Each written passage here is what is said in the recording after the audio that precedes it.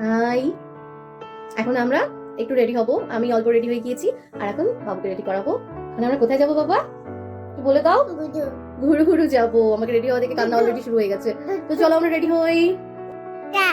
কি কি বলছো, কি বলছো, কি বলছো আমার পাপাটা? এখন বাবু পরবে একটা স্কার্ট, এটা হচ্ছে ওর জন্য। এটা পুজোতে একদিনই মাত্র পড়েছে, এখন জানি না হবে কিনা। পরে নাও তো, দাঁড়িয়ে যাও। তোর মুখটাকে মুছে নাও।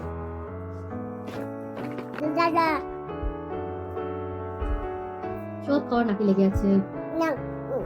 জল খাওয়া হলো না পাপা তোমার। এখন আমরা কি করবো, একটু ক্রিম মাখবো।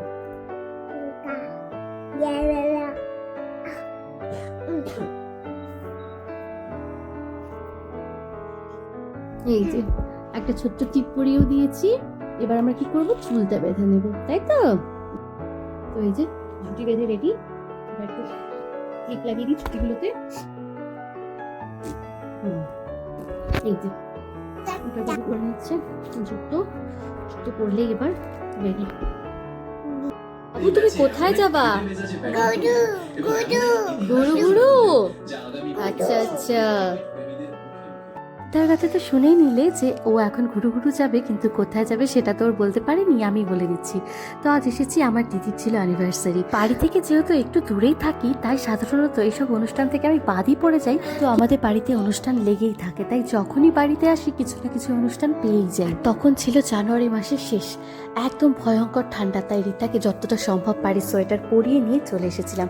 আর এখানে ও দাদা দিদি মেমে সবার সাথে আনন্দে মেতে উঠেছিল। কিন্তু একটাই সমস্যা, ও যেহেতু কাউকে অতটা ভালো করে এখনো চিনে উঠতে পারিনি, বেশিক্ষণ আর থাকতে চাইতো না, তাই মাঝে মাঝেই ওকে কোলে নিতে হতো।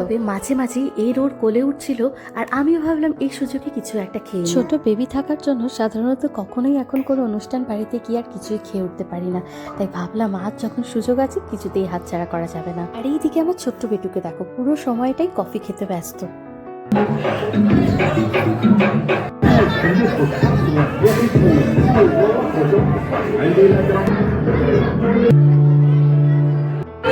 কি খাচ্ছ তুমি, কি খাচ্ছ?